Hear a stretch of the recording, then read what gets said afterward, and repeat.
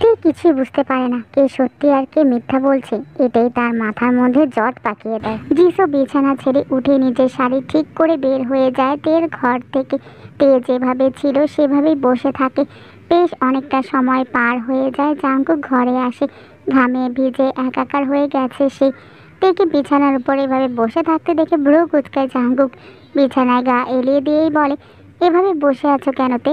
গরম লাগছে না? শাড়ি বদলাবে না? তে জবাব দেয় না। অন্য সময় হলে জাঙ্কুকের ঘামের ভেজা গা নিয়ে শোয়ার জন্য তে নাক ফুলে গোসলখানায় পাঠিয়ে দিত জাঙ্কুককে, কিন্তু এই সময় কিছুই বলল না। থম মেরে তাকিয়ে থাকলো শুধু। তের হঠাৎ এমন ব্যবহারের কারণ সহজেই ধরতে পারে না জাঙ্কুক। ভ্রু নাচিয়ে জিজ্ঞেস করে, কি হয়েছে তে? তে নিঃশব্দে হুট করে জাঙ্কুকের বুকে মাথা রেখে শুয়ে পড়ে। আকস্মিক ঘটনায় জাঙ্কুক হতভম্ব হয়ে যায়। মনে মনে ভাবে, হঠাৎ কি হলো তের? জাঙ্কুক কিছু জিজ্ঞেস করতে গিয়েও করলো না। এক হাত তের চুলের ভাঁজে দিয়ে নরম গলায় জিজ্ঞেস করে, কিছু হয়েছে তে? কেউ কিছু বলেছে? তোমার মন খারাপ? বাবাকে মিস করছো? তে এবারও জবাব দেয় না। চুপচাপ নাক মুখ গুজে রাখে জাঙ্কুকের বুকে। শুষে নেয় জাঙ্কুকের গায়ের গন্ধ। অদ্ভুত টান অনুভব করে সে। জাঙ্কুকের বুকে মুখ গুজে রেখেই বলে, আপনাকে ভালোবাসার আগে কখনোই ভাবিনি আমি আপনাকে ভালোবাসবো। এটা কেমন করে, কখন, কিভাবে হয়ে গেল আমি জানি না। আমি শুধু জানি আমি আপনাকে ভালোবাসি। মানুষ বলে না, বিয়েতে আল্লাহর একটা রহমত থাকে, ভালোবাসাটা আপনা আপনি চলে আসে।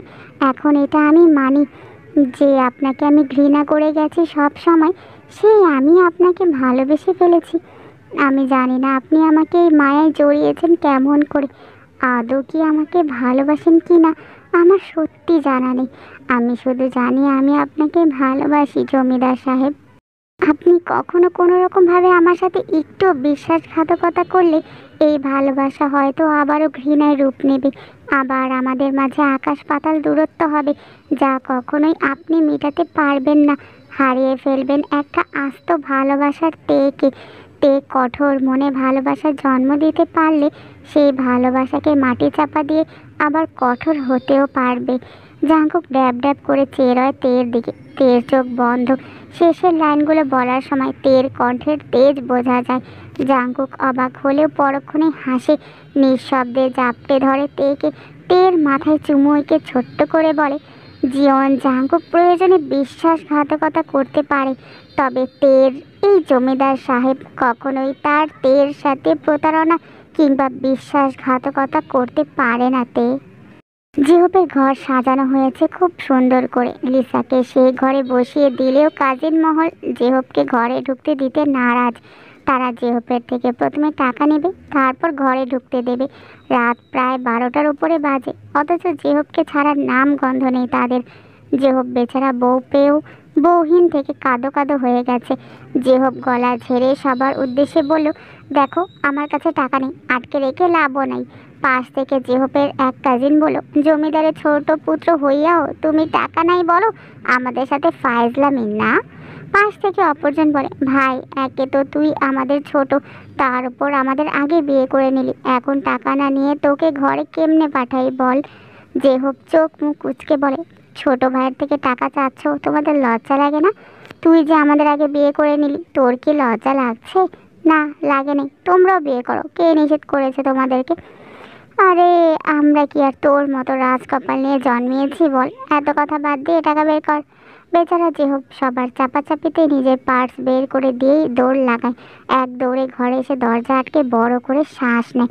মনে মনে বিশাল বকা দেয় সবাইকে। দম নিয়ে পেছে ঘুরে দেখে লিসা ঘুমিয়ে আছে। জেহব লিসার ঘুমন্ত মুখ দেখে হেসে ফেলে। কাছে গিয়ে ঘুমন্ত মুখে আলতো করে হাত ছুঁয়ে দেয়। নড়ে চড়ে উঠে আবারও ঘুমিয়ে পড়ে লিসা। জেহব কয়েক পলক লিসার মুখের দিকে তাকিয়ে থেকে কপালে চুম্বন আঁকে। পরম শান্তিতে ঘুমাচ্ছে মেয়েটা। যেন কতদিন পর তার মনে প্রশান্তিরা হানা দিয়েছে। যেন কত যুগ পর মেয়েটি শান্তিতে ঘুমাচ্ছে। কত যুগ পরই তো। এতগুলো দিনে কি তাদের উপর কম ঝড়ঝাপটা গেছে? না তো। দুজন দুজনকে পাওয়ার 0% চান্স থেকেও আজ তারা বিবাহিত দম্পতি। সুখটা এত কিছুর পরই এসেছে, তবুও শুক্রিয়া যে সব কিছুর পর দুজন দুজনকে পেয়েছে। জেহব দীর্ঘশ্বাস নিয়ে নিজের শেরওয়ানি বদলায়। হাত মুখ ধুয়ে এসে আলগোছে ডাকে লিসাকে। দু একটা ডাকেই লিসা লাফিয়ে ওঠে, মস্তিষ্কে চলাচল হুট করে বন্ধ হয়ে যায় তার। যেহব ব্যস্ত কণ্ঠে বলে, আস্তে আস্তে কি করছিস কি? লিসা কিছুক্ষণ থম মেরে বসে থেকে ছোট্ট করে বলে, তুমি কখন এসেছো? সরি, আসলে আমি বসে থাকতে থাকতে ঘুমিয়ে পড়েছিলাম। যেহব হেসে বলে, ভালো করেছিস, এত ভারী শাড়ি গহনা নিয়ে ঘুমানোর চেয়ে আগে এগুলো পাল্টে নিতি। না না, সবাই বলেছে বিয়ের সাজ বর ভালো মতো দেখার পরে যেন তুলি, তার আগে না। কিন্তু আমি কি আর জানতাম যে তুমি আসার আগে আমি ঘুমিয়ে পড়বো। হয়েছে, বর সাজ দেখেছে মন মতো, এবার এগুলো চেঞ্জ করে আয়। লিসা ঠোঁট কামড়ে বলে, তুমি সত্যি দেখেছো? যে ভ্রু কুচকে বলে, মিথ্যা বলছি নাকি আমি? জলদি এগুলো চেঞ্জ করে এসে নামাজ পড়ে ঘুমা। লিসা মাথা নাড়ায়, ভদ্র মেয়ের মতো সব কিছু চেঞ্জ করে বাসন্তী রঙের একটা শাড়ি পরে, তারপর দুজনে মিলে নামাজ পড়ে নেয়। যেও লিসাকে ঘুমাতে বলে নিজে বারান্দায় যায়।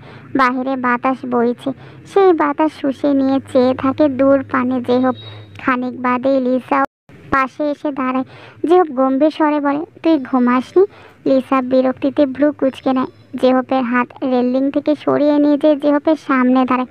দু হাতে জেহপের গলা জড়িয়ে বলে, প্রথমত আমার সাথে একদম গম্ভীর হয়ে কথা বলবে না, আর দ্বিতীয়ত আজকে ঘুমাবো না। ঘুমাবি না কেন? দুজনে চন্দ্রবিলাস করব। জেহপ কিছুই বলে না। লিসার জেহপের গলা ছেড়ে দিয়ে সামনে ফিরে দাঁড়ায়। নিজের মাথা জেহপের বুকে ঠেকিয়ে চোখ বন্ধ করে সময়টা অনুভব করতে থাকে। জেহপ নিজেও থুতনি লিসার কাঁধে রেখে দু হাতে জাপটে ধরে থাকে। দুজনেই দূরে তাকিয়ে থাকে নিঃশব্দে।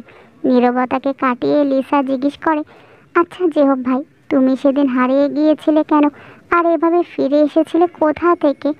জেহপ শান্ত গলায় জবাব দেয়, তোর উপর অভিমান করে সরে আসলেও আমি নিজে থেকে হারাইনি। আমাদের দেখার পিঠেও অনেক দেখা থাকে। সেদিন আমি বাড়ি থেকে বের হতেই কেউ আমার মাথায় আঘাত করেছিল। তারপর কোথায় ছিলাম জানি না, একটা তালাবদ্ধ অন্ধকার ঘর, কিভাবে ছিলাম নিজেও জানি না। আর সেদিন এখানে কিভাবেই বা কেন এসেছিলাম তাও জানি না আমি। লিসাকে ধরে রাখা হাত দুটো আরও শক্ত হয় জেহপের। অতীতের কালো একটা অধ্যায় যে জেহপকে কাঁপিয়ে তুলেছে তা টের পেতে খুব একটা দেরি হলো না লিসার। চট করে জেহপের হাত নিজেও শক্ত করে ধরে রাখলো, যেন বলছে, ভয় পেও না, অতীত অতীতেই থাকুক, আমি আছি তোমার পাশে। কিছুটা সময় এভাবে একে অপরের ভরসা হয়ে কেটে গেল। জেহপ খানিকটা স্বাভাবিক হতেই লিসা জেহপের দিকে ঘুরে তাকে পা উঁচু করে কপালের ঠোঁট ছোঁয়ায়। একে অন্যের সাথে খুনসুটিতে মেতে ওঠে। এই খুনসুটি থেকেই ফের শুরু হয় নতুন সকাল হওয়ার অপেক্ষা। একে অপরের মিশে রয় রাত সাক্ষী করে। জেহব আর লিসার বউ ভাতের অনুষ্ঠান আজ। সকাল সকাল গোসল করে তে চুল এলোমেলো করে বারান্দায় দাঁড়িয়েছিল। নিচের সব কাজ পর্যবেক্ষণ করছিল। হালকা রোদের ছিটে এসে লাগছিল সরাসরি মুখের উপর। নিচ থেকে সেই সৌন্দর্যে মুগ্ধ হয়ে তাকিয়েছিল জেহপের কাজিন। পাশেই তার আরেকটা কাজিন দাঁড়িয়েছিল। তের দিকে তাকিয়েই জেহপের কাজিন তখন আফসোসের সুরে বলল, এবারে বড় ভাবি জানি একটু বেশি সুন্দর না? হায়, আমি যদি পাইতাম রে ভাই। জেহপের কাজিন ইয়ঞ্জন ঠাস করে গাঁটটা বসিয়ে দেয় তার আরেক কাজিন সবিনের মাথায়। সতর্কিত কণ্ঠে বলে, জীবনে মেয়ের অভাব নাকি যে বড় ভাবিজানের দিকে তাকাচ্ছিস? সবিন তখন বলল, ভাই, মেয়ের অভাব তো নেই, তবে এই তে নামক বড় ভাবিজানের অভাব। ইয়ঞ্জন শব্দ করে হেসে ওঠে, পরক্ষণেই বলে, যত যাই হোক, পৃথিবীর সব মেয়ের দিকে নজর দিয়ে বসে থাক, কিন্তু এই জীবন ভাইজানের বইয়ের দিকে ভুল করে নজর দিস না রে ভাই। উনি জানলে তোর মাথা থেকে দেহ আলাদা করতে দুবার ভাববে না। সবিন পাত্তা দেয় না সেই কথায়, যেন তার কিছুই যায় আসে না এমন একটা ভাব নিয়ে বলে, জাঙ্কুক ভাই কিছুই করতে পারবে না। সে জমিদারের বড় ছেলে হলেও আমার বাবার ক্ষমতাও কোনো দিক থেকে কম না। মন চাইলে 1000বার তার বইয়ের দিকে তাকাবো, নজর দেব, কি করবে সে? সবিন শুধু এতটুকুতেই থেমে থাকেনি, বিশ্রী কিছু কথা জুড়ে দেয় সাথে। কথাগুলো শেষ করতে দেরি হলেও সবিনের পিঠে লাথি পড়তে দেরি হয়নি। ইয়ঞ্জন আতঙ্কে পিছনে তাকিয়ে দেখে ভয়ঙ্কর দৃষ্টি নিয়ে দাঁড়িয়ে আছে জাংকুক। ইয়ঞ্জন জানে এখন কি হতে পারে, তাই ভয়ে আগে 2 পা পিছিয়ে গিয়ে দাঁড়ায়। জাংকুক কোনো কথা ছাড়াই সবিনকে তুলেই পরপর থাপ্পড় বসিয়ে দেয়। সবিন বুঝে ওঠার আগেই তার গালে 5 আঙ্গুলের ছাপ বসে গেছে। জাংকুক পরপর থাপড়াতেই থাকে। সুগা, জেহব, জ্যাকসন এসে জলদি জাংকুককে থামায়। বাকিরা কেউ এগোনোর সাহসই পায় না। জাংকুক হিংস্র প্রাণীর মতো ফুঁসতে থাকে। জেহব ব্যস্ত গলায় বলে, কি করছো ভাইজান? মারছো কেন ওকে? কি হয়েছে কি? জাঙ্কুক কিছু না বলে শুধু ফুঁসতে থাকে। এর মাঝেই সবিনের বাবা মা ছুটে আসে। সবিনের বাবা জাঙ্কুকের দিকে তাকিয়ে কড়া কণ্ঠে বলে, তুমি আমার ছেলেকে মারলে কেন জাঙ্কুক? জাঙ্কুক ফোঁস করে ওঠে, কণ্ঠের জোর বাড়িয়ে খ্যাক করে বলে, এক্ষুনি এটাকে নিয়ে বের হন এই বাড়ির সীমানা থেকে। এখন শুধু থাপ্পড় দিয়েছি, আর 1 মিনিটও এটাকে নিয়ে দাঁড়ালে আমি ওকে এখানেই করব। দূর হন চোখের সামনে থেকে। সবাই অবাক হয়। সবিনের বাবা মা জাঙ্কুকে বেয়াদব বলে কথা শোনাতে শোনাতে আহত ছেলেকে নিয়ে জমিদার বাড়ি থেকে বের হয়। জাঙ্কুক কাউকে কিছু না বলে নিজেকে ছাড়িয়ে নিয়ে গট গট করে বের হয়ে যায়। বিয়ে বাড়ির আমের ঝামেলার জন্য হুট করে খানিকটা কমে গেল। জাঙ্কুক সরাসরি ঘরে আসে। তে ব্যস্ত গলায় বলে, নিচে কি হয়েছে? ঝামেলা হলো কেন জমিদার সাহেব? ওই ছেলেটাকে মারলেন কেন আপনি? জাঙ্কুক যেন তের এই কথার পিঠে দ্বিগুণ খেপে উঠল। তের বাহু চেপে ধরে দাঁতের দাঁত চেপে বলল, কে বলেছে তোমাকে বারান্দায় দাঁড়াতে? ঘরের ভেতর চুপ করে বসে থাকতে পারো না? মানুষকে নিজের রূপ দেখে বেড়াতে মজা লাগে? তে হতভম্ব হয়ে বলে, কি বলছেন এসব? জাঙ্কুক চট করে ছেড়ে দেয়। তের হাত ফুঁসতে ফুঁসতে বলে, দূরে যাও আমার থেকে। আমার মাথা ঠিক নেই, তোমাকে কি থেকে কি বলবো জানি না। এখন যাও আমার সামনে থেকে তুমি। জাঙ্কুক মাথা চেপে দাঁড়িয়ে থাকে। তে শান্ত হয়ে জাঙ্কুকের দিকে তাকিয়ে থাকে।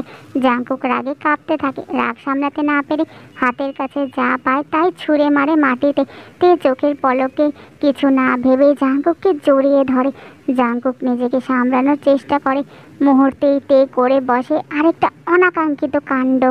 তে হুট করে জাঙ্কুকের গালে কিস করে বসে। বৌভাতের জন্য সুন্দর করে সাজানো হয়েছে লিসাকে। পুরো বাড়িতে আজও মেহমানের কমতি নেই। সকালের পর লজ্জায় আর তে জাঙ্কুকের আশেপাশেও ঘেঁষেনি। জাঙ্কুক সকালের অবাকতার রেশ এখনো বোধহয় কাটিয়েই উঠতে পারেনি। কি থেকে কি হয়ে গেল ভাবতেই তার মাথা ঘুরে যাচ্ছে। চারপাশের হট্টগোলের মাঝে বিরক্ত হচ্ছিল জিসু। তাই চুপচাপ নিজের ঘরে গিয়ে দরজা বন্ধ করে বসে থাকে। খানিক বাদেই দরজার বাহির থেকে তে ডাকে। জিসু অলস পায়ে গিয়ে দরজা খুলে দেয়। তে ঘরে ঢুকতে ঢুকতে বলে, একা একা কি করছিস? খাবি না তুই? জলদি চল। জিসু কোনো কথা না বলে জড়িয়ে ধরে তেকে। তে একটু চমকায়। এক হাত জিসুর পিঠে রেখে নরম স্বরে বলে, কি হয়েছে জিসু? মন খারাপ তোর? জিসু কোনো রকমের কান্না আটকে বলে, আমি তোকে সত্যি ভীষণ ভালোবাসিতে। তোকে বরাবরই নিজের বোন মেনে এসেছি। তোর সকল সিদ্ধান্তে আমি তোর পাশে থেকেছি। আমি সত্যি চাই না তোর জীবনটা আরও এলোমেলো হোক। তুই এখান থেকে পালিয়ে যা বোন। যিশুকে সোজা করে দাঁড় করাইতে দু হাতে মুখ আগলে নিয়ে ভরসার স্বরে বলে, ভয় পাচ্ছিস কেন তুই? আমাকে চিনিস না? বুঝিস না? আমার যদি চলে যাওয়ারই হতো তবে কি এখানে আসতাম? তোর হঠাৎ কি হয়েছে? জীবন কাই কিছু বলেছে তোকে? আবার কোনো ভয় দেখিয়েছে? যিশু জবাব দেয় না। মনে মনে ভীষণ আক্ষেপে ফেটে পড়ে। তুই বোঝে এত সহজে কিছু বলার মেয়ে যিশু না, অথচ এই যিশুই তাকে সব কিছু বলে শান্তি পেত। কদিনের মাঝে কি এমন হয়ে গেল যে মেয়েটা তার থেকে কথা লুকাচ্ছে? তে যিশুকে বিছানায় বসিয়ে দিয়ে নিজেও পাশে বসে। অনেকক্ষণ নীরবতার পর বলে, আমি জানি না কী কারণে তুই আমাকে নিয়ে এতটা ভয় পাচ্ছিস। তোকে এর আগে অনেকবার জিজ্ঞেস করেছি কাইকে বিয়ে করার কারণ কি, তুই কিচ্ছু বলিসনি, চুপ ছিলি পুরোটা সময়। তোর আমাকে নিয়ে ভয়ের কারণে কি এই বিয়ে? যিশু নিঃশব্দে হাসে, ছোট্ট করে বলে, সময় এলে তুই নিজেই সবটা জেনে যাবি। তে হতাশার শ্বাস ফেলে। এই বিষয়ে যে যিশু আর কিছুই বলবে না তা বুঝতে বাকি নেই তের। অগত্যা কথা না বাড়িয়ে যিশুকে টেনে নিচে নিয়ে যায় খাওয়ার জন্য। নিচে এসে যিশুকে খেতে বসিয়ে তে জেহব আর লিসার কাছে যেতে নেয়। রাস্তায় পথ আগলে দাঁড়ায় কাই। তীক্ষ্ণ দৃষ্টিতে তে কায়ের দিকে তাকিয়ে থাকে। কাই বিশ্রী রকম হেসে বলে, কোথায় যাচ্ছেন ভাবিজান? অনেক তাড়া মনে হচ্ছে। তে চোখ মুখ শক্ত রেখে জবাব দেয়, হ্যাঁ পথ ছাড়ুন। ছেড়েই তো দেব, আগলে রাখার জন্য তো বসে নেই অবশ্য আমি।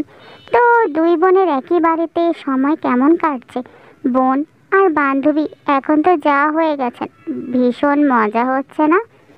মজা হতো, কিন্তু আমার বোনটার বিয়ে হয়ে গেছে একটা কুকুরের সাথে, তাই মজা বাদ দিয়ে একটু রেগেই আছে আমি। তুই সূক্ষ্ম খোঁচা কাইকে জ্বালিয়ে তোলে। ফোঁস করে উঠে দাঁতে দাঁত চেপে বলে, আপনি আমাকে কুকুর বলেন বড় ভাবিজান? তে না জানার ভান করে বলে, ছি ছি, কী বলেন? আপনাকে কুকুর বলার সাহস আছে নাকি আমার? কুকুররাও তো লজ্জা পেয়ে যাবে। তের এক একটা খোঁচা কায়ের মনে গেঁথে রইল। দাঁতে দাঁত চেপে হজম করার চেষ্টা করে গেল অনবরত। তে ঠোঁটের কোণে বাঁকা হাসি। তে কাইকে এড়িয়ে চলে যেতে নিলে কাই আরও একবার ডাকে। ঠোঁটের কোণে কুটিল হাসি ঝুলিয়ে বলে, সব অপমান আজকের মতো গিলে নিলাম ভাবি যান, এগুলোর শোধ এক চালে দেব, একটু সাবধানে থাকবেন। আত্মীয় স্বজন ধীরে ধীরে কমে গেছে বিকেলে। জিন সারাদিনের ধকল সামলে কেবলই রুমে ঢুকেছে। পেছন পেছন তেও এসেছে। জিন এই সময় তেকে দেখে খানিকটা চমকালেও তা বুঝতে দেয় না। হাসার চেষ্টা করে বলে, তুমি এই সময় বড় বউ, কিছু বলবে? তে নিজেকে ধাতস্থ করে নিল। মনে মনে সকল প্রশ্ন পরপর সাজিয়ে মুখভঙ্গি কঠিন করে গম্ভীর স্বরে বলে, আপনার সাথে কথা আছে আম্মাজান। হ্যাঁ বলো। তে মিনিট দুয়েক ঝিম মেরে দাঁড়িয়ে থাকে। জিন জিজ্ঞাসু দৃষ্টিতে চেয়ে আছে কিছু শোনার উদ্দেশ্যে। তে চোখে চোখ রেখে সরাসরি বলে, আমি আপনাকে যা জিজ্ঞেস করব তার সরাসরি উত্তর দিবেন আম্মাজান, কোনো কিছু পেঁচাবেন না। আমার এই বাড়িতে বউ হয়ে আসার উদ্দেশ্য আপনি জানতেন প্রথম থেকে। আমাকে নিজের প্রতিশোধের হাতিয়ার বানালেন কেমন করে? জিন এই দুটো প্রশ্নেই হকচকিয়ে যায়। কি উত্তর দেবে কিংবা মুখভঙ্গি কেমন করবে তা বুঝে উঠতে পারে না সে। তের এই হঠাৎ প্রশ্নগুলো যেন তার কাছে ধরা পড়ে যাওয়া চোরের মতো। তবুও না দমে কণ্ঠ শক্ত করে বলে, আমি কিভাবে তোমার উদ্দেশ্য জানবো? কিসের উদ্দেশ্য নিয়ে এসেছো তুমি? আর আমার কিসের প্রতিশোধ? তে ঠোঁট বাঁকিয়ে হাসে, হাত বগল দাবা করে শীতল কণ্ঠে বলে, আমি শুনেছি সবটা কাল। তবুও আপনি যদি অস্বীকার করতে থাকেন তবে ঠিক আছে, আমার কোনো আপত্তি নেই। আমি কোনো রকম প্রতিশোধ ছাড়াই এই বাড়ির বউ হয়ে কাটিয়ে দেব। এমনিতেও এখন জমিদার সাহেবকে ভালোবেসে ফেলেছি আমি। জিন আরও একবার চমকায়। শেষের বাক্য যে সত্যতা সে জানে, কিন্তু এই কঠিন মেয়েটি কি সত্যি প্রতিশোধ নেওয়ার খেলাটা ছেড়ে দেবে? জিনের ভাবনার মাঝেতে উল্টো ঘুরে ঘর থেকে বের হতে নেয়। যত কদম এগোয় ঠিক ততটাই অপেক্ষা করে আশাকৃত ডাকের, এবং তাকে সফল করে দিয়ে জিন পিছু ডাকে। তের হাসি প্রসারিত হয়, তবে মুহূর্তের মাঝেই তা বিলীন হয়ে যায়। জিন গম্ভীর মুখে এগিয়ে এসে বলে, বিছানায় বসো। তে মাথা নাড়িয়ে তাই করে। জিন ঠিক মতো বাহিরটা পর্যবেক্ষণ করে ঘরের দরজা লাগিয়ে দেয়। তের মুখোমুখি একটা চেয়ার টেনে বসে কিছুক্ষণ ঝিম মেরে থাকে। তে সময় দেয়। জিন দীর্ঘশ্বাস ফেলে বলে, তুমি এ বাড়ির বউ হওয়ার আগে থেকেই আমি তোমার উদ্দেশ্য সম্পর্কে অবগত ছিলাম। তোমাকে এ বাড়ির বউ হওয়ার সুযোগটাও আমি করে দিয়েছি। জিওর নামজনকে রাজি করিয়েছি, আর বিয়ের প্রস্তাবটা তোমার মামিকে দিয়েছি। তে শান্ত গলায় জিজ্ঞেস করে, সকল প্রশ্নের উত্তর দিন। আপনি কেমন করে জানলেন আমার প্রতিশোধ সম্পর্কে? নিজেরটার সাথেই বা কেন গোলালেন আমাকে? আপনার সাথেই বা অতীতে কী হয়েছিল? আর আপনি ছাড়া এসব কে কে জানে? আর আমার কেন যেন মনে হয় আমাকে দেওয়া পূর্বের সব চিরকুট, সব সাহায্য আপনার ছিল। এটা কি সত্যি? জিন সহসাই জবাব দেয় না। ফের কিছুক্ষণ চুপ থেকে নিজের উত্তরগুলো সুন্দর করে সাজিয়ে নিল। হাতে হাত চেপে তেজ চোখে চোখ রেখে প্রথম থেকে বলতে শুরু করে, সদ্য মাধ্যমিক পাশ করা মেয়ে ছিলাম আমি। পড়ালেখায় ভালো হয় বাবা মা এখনই বিয়ে দেবেন না বলে ঠিক করেন। জমিদারের ছেলে ছিল জিওর নামজুন। মেয়েদের ব্যাপারে তার স্বভাব ছিল ভীষণ খারাপ। জমিদারের ছেলে হয়, কেউ তাকে কোনো কিছুই বলতে পারতো না। কিভাবে হুট করে যেন আমি নামজনের সামনে পড়ে যাই। এরপর আমার পিছে লাগে উঠে পড়ে। বাবা মা বিয়ে দিতে নারাজ হলে নামজন সরাসরি মেরে ফেলার হুমকি দেয়। বাবা মা এসবে অতিষ্ঠ হয়ে আমাদের নিয়ে গ্রাম ছাড়ে, কিন্তু পিছু পিছু সেখানেও নামজন হাজির। বাসায় এসে বাবাকে কড়া গলায় বিয়ের প্রস্তাব দিলে বাবা রেগে থাপ্পড় বসিয়ে দেয় নামজনের গালে। নামজন খেপে ওঠে। চারপাশে কিছু না দেখে সেদিন রাতে আমার বাবা মাকে সেই বাড়ির মাঝেই পুঁতে রাখে। চোখের সামনে নিজের বাবা মাকে মরতে দেখে আমি জ্ঞান হারিয়ে ফেলি। যখন আমার জ্ঞান ফিরে তখন নিজেকে বিবস্ত্র অবস্থায় পাই। আমি চমকাই। নামজন সেদিন আমার ইজ্জত কেড়ে নিয়ে আমাকে জোর করে বিয়ের জন্য। বাধ্য হয়ে কোনো উপায় না পেয়ে আমি তাকে বিয়ে করি। তবে সেদিনই প্রতিজ্ঞা করলাম, হয় ওকে মারবো নয়তো নিজে মরবো। ভাগ্যের পরিহাস ওকে মারতে পারিনি, আর না নিজে মরতে পেরেছি। নিজেকে শেষ করার কতবার কথা ভাবলেও করতে পারিনি। বিয়ের পর হাজারবার চেষ্টা করেছি নামজনকে মারার, কিন্তু নামজন এত চালাক, সব সময় আমাকে ধরে ফেলতো। আর এসবের জন্য আমাকে ভীষণ ভয়ঙ্কর রকমের শাস্তিও দিত।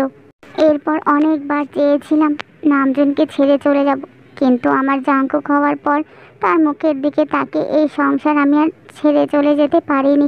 জাঙ্কুককেও নামজুন একদম নিজের মতো বানিয়েছে, পাথর বানিয়ে ফেলেছে আমার ছেলেটাকে। আর আমার তাই, সে তো মানুষই না, তাকে একদম জানোয়ার বানিয়েছে নিজের মতো। আমি শুধুমাত্র আমার যে হোপটাকেই ভালো করতে পেরেছি, তাকে তার বাবা আর ভাইয়ের রাজনীতি থেকে দূরে রাখতে পেরেছি। আর সেসব চিরকুট আমি তোমাকে দিয়েছিলাম, সাবধান বাণী সব আমিই দিতাম। অনেক সাবধানেই দিতাম। তে ড্যাম ড্যাপ করে তাকিয়ে থাকে, অবাক কণ্ঠে জিজ্ঞেস করে, জমিদার সাহেবকে নিয়ে যা বলতেন ওগুলো নিজের ছেলেকে মারার জন্য উস্কে দিতেন আমাকে? না না, ওটা শুধুমাত্র তোমাকে দেখানোর জন্য ছিল। আমি জানতাম বিয়ের পর তোমার ধারণা পাল্টাবে। আমি তোমার জীবন শেষ করে দেইনি, বরং তোমাকে তোমার যোগ্য জীবনসঙ্গী দিয়ে অন্যায়ের শাস্তি দেওয়ার সহজ রাস্তা দেখিয়েছি। আমি চাইলে কায় কিংবা যে হোপের সাথেও তোমার বিয়ে পাকা করতে পারতাম, কিন্তু আমার উদ্দেশ্য ছিল তোমাকে শক্ত হাত দেওয়া। জমিদার সাহেব জানতেন সব। আমার উদ্দেশ্য সম্পর্কে উনি প্রথম থেকে অবগত ছিলেন। জাঙ্কুক 1 বছর আগের ঘটনা সবটাই জেনেছিল। পরে এটাও জানতো তুমি ডেইজির মেয়ে। তোমার উদ্দেশ্য সম্পর্কে বুঝতেও দেরি হয়নি। নিজের স্বার্থে না, তোমার আর আমার স্বার্থে বিয়ে করেছিল তোমাকে। তে অবাক হয়, ভীষণ রকম অবাক হয়। জমিদার সাহেব তার মানে সত্যি সব জানতেন? সত্যি কি তেকে তার স্বার্থে বিয়ে করেছিল, নাকি এটার পেছনে জমিদার সাহেবের নিজেরও স্বার্থ আছে? ভেবে পেল না তে। জিন মাথা নিচু করে বসে আছে। তে দীর্ঘশ্বাস ফেলে জিনের হাত নিজের হাতের মুঠোয় নেয়, আশ্বাস দিয়ে বলে, আপনার সাথে যা হয়েছে তা প্রচণ্ড রকমের বাজে হয়েছে। আপনার আমার আরও যত মেয়ের সাথে অন্যায় করেছে এরা, তার সবটুকু শাস্তি আমি দেবই, কথা দিলাম।